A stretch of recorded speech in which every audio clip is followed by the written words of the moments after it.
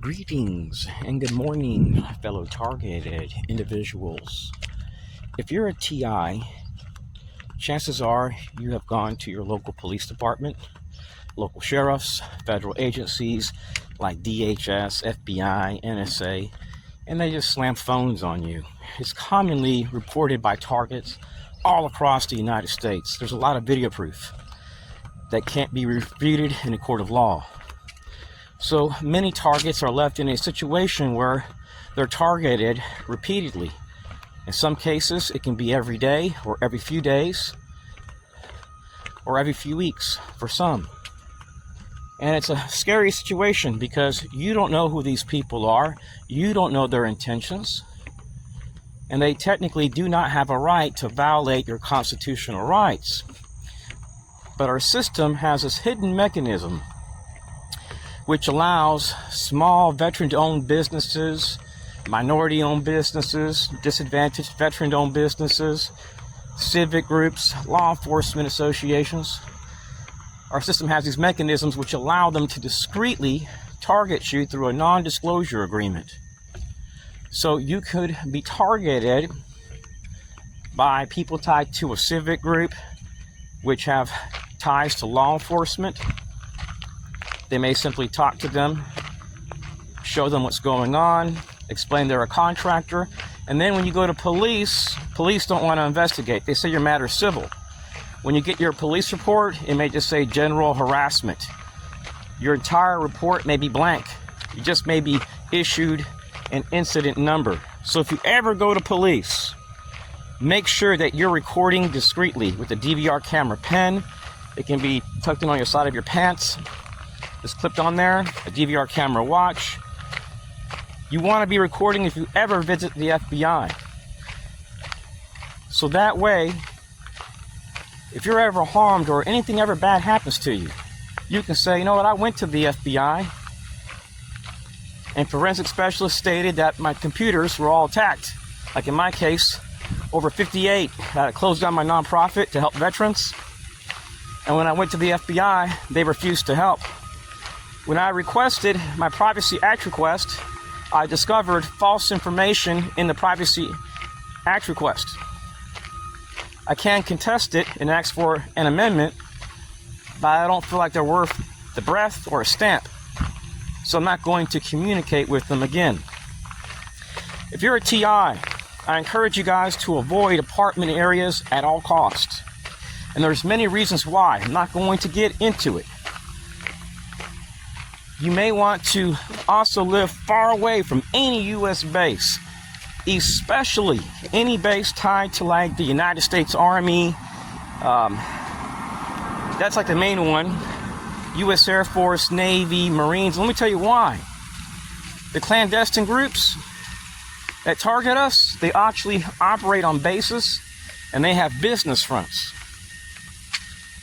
You could be walking like I am right now in a small town in Central Florida at 7:20 in the morning, and you could just be doing your daily exercise out in the open where anybody can see you, where you're clearly not committing any crimes. And as you're walking back to your car, you could be confronted. The enemy, in some cases, doesn't care if they're documented, and the reason why is because they're playing a role and they're doing it one time towards you. Yesterday, a TI shared a post, and a company which is looking for role players and surveillance workers made a serious mistake. They uploaded a job post and it mentioned all the details of what they're looking for. Somebody with a secret clearance, ex-military. At the very bottom it says general harassment as part of their job duties. Now, if you don't know somebody and they're stalking you and they're harassing you, wouldn't you feel disrespected? Let's say you're a nonviolent person, you're a Christian, you're a family man, but you start having relatives tell you that they're experiencing the same thing that you're experiencing. And you've gone to cops and say, oh, we can't help you. County attorney, we can't help you. FBI, we can't help you. DHS, we can't help you. NSA, same thing. What could that lead to? So everything, and when I mean everything, based on domestic terrorism within our country, always goes back to the same trash, fellow TIs. And I'm not calling them all trash, because a lot of them are good people. This activity has nothing to do with promoting crime prevention, safety, emergency management. A lot of it is based on fraud. I have videos where they go into doctor's offices in Texas. It was the FBI. I have proof that the lady works at the local FBI field office. They harassed me at multiple doctor's offices, restaurants, where I walked, where I ate. It wasn't surveillance, fellow TIs. It's harassment. See, my cell phone right now is on high location. Why should I have to hide from sexually immoral people, radical feminists, transgender, ex-US Army? I have videos where you see them in this community, targeting me, harassing me, going into stores, talking to store clerks, telling them that I'm dangerous. Well, here's what's weird. I went to the House of Representatives. I've talked to members of Congress, the municipality in Texas. I moved here to get away from them. I haven't committed one crime. So how are they finding my location? Through Stingray technology. They have apps, malware, where they can easily track you at all times. You could be walking in a supermarket with your family to buy food, and they could be on the second aisle, and the exact moment you pass by, they may just do some type of skit. They typically always have an earpiece. They're typically always using a cell phone. So, if you're a TI, I encourage you guys, don't go to no European country. Let me tell you why. If you go to a European country that's highly Masonic, you're going to be targeted. It may not happen the first month or the first few days. For some, it's the first day they arrive.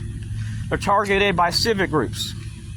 Why do you think Nicaragua, the government there, has shut down all the civic groups? You have to start a nonprofit there with a nonprofit in that country. It has its benefits. If you're looking at starting a nonprofit there, you'll have government support. Also, Venezuela, despite the crime and everything, due to sanctions, that's another country worth looking at. Because if you can blend in and you're willing to learn some Spanish, my lord, you can blend in like the locals. They are white Venezuelans. Get a little sun, you'll blend in. Go to a tanning bed and just keep a low profile. Communicate with the government, the municipality, local cops. Partake in civic, nonprofits there that help the poor people or help dogs or help the police. So that way, if you're slandered, you have connections overseas. See, our enemies, fellow TIs, they are not foreign. They mob people. They're not foreign, they're domestic. And there have been times, look at this parking lot. There's no other cars here. That parking lot is empty, and this parking lot is empty. I'm the only person here. So let's say you get back from a walk, and there's a guy with a 2017 Lexus parked next to your vehicle. Same paint job, same air freshener, in a rural town with maybe 12,000 people. The average person walking with their grandmother getting back to the car wouldn't think nothing of it. But let's say you notice that pattern every time you come here. And let's say one day you're walking, you see a cop driving 5 miles an hour.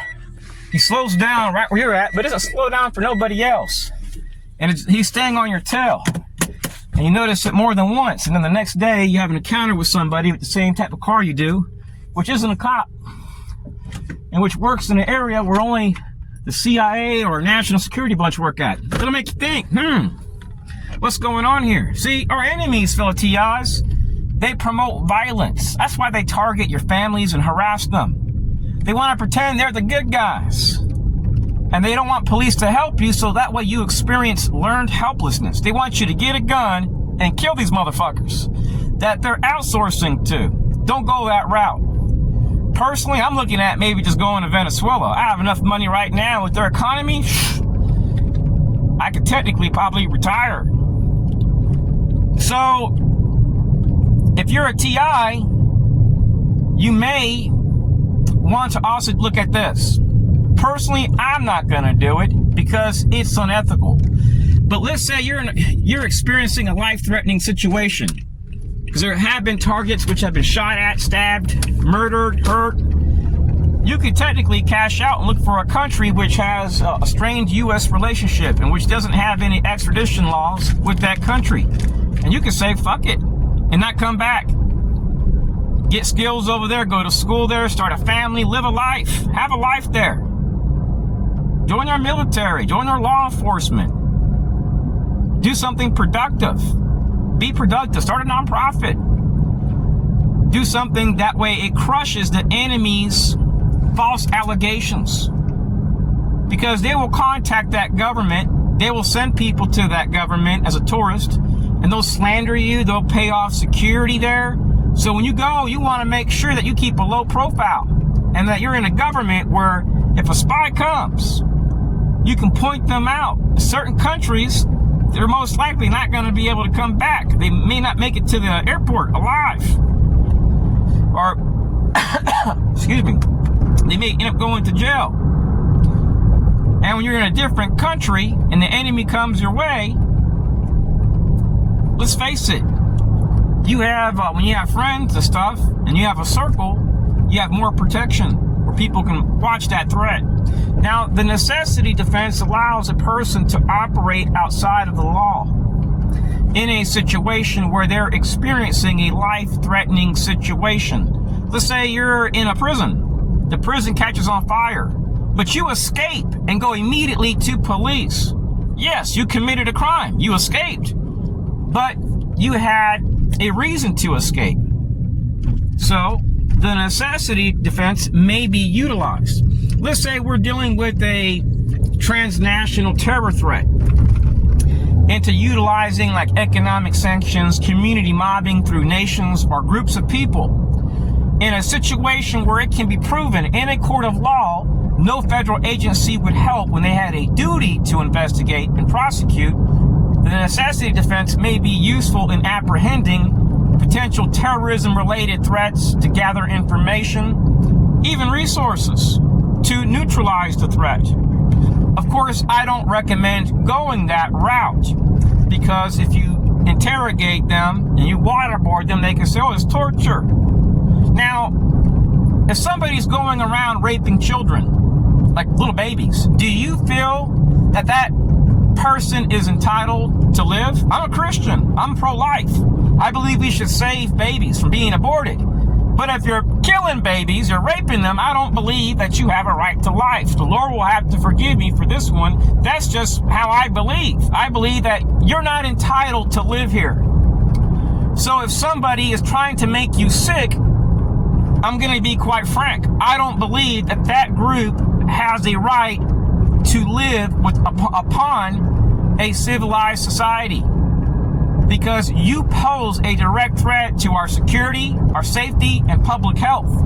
And what you're doing is based on clandestine activities, slandering people.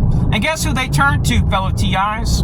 They go to people that have U.S. flags around their building, outside their houses. Like one guy down the road, he has like 30 U.S. flags. They hang out in bars, talking about their past wars and sharing war stories. So there's bonds.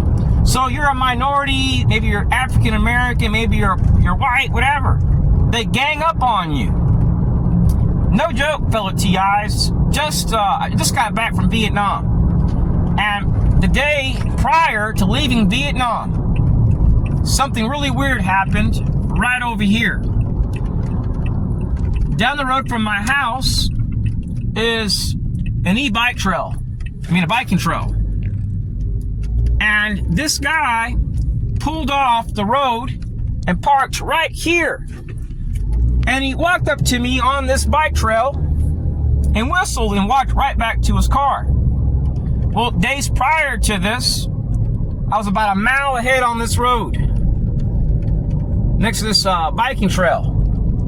And the guy walks from this subdivision. I know where he lives. I know his history, his military background. I ran his information. And he walks right up to me and he whistles. And he walks right back to his house. This was happening at places where I ate.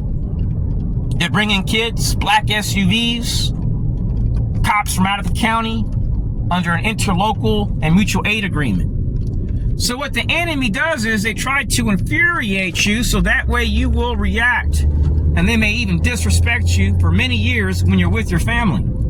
God bless.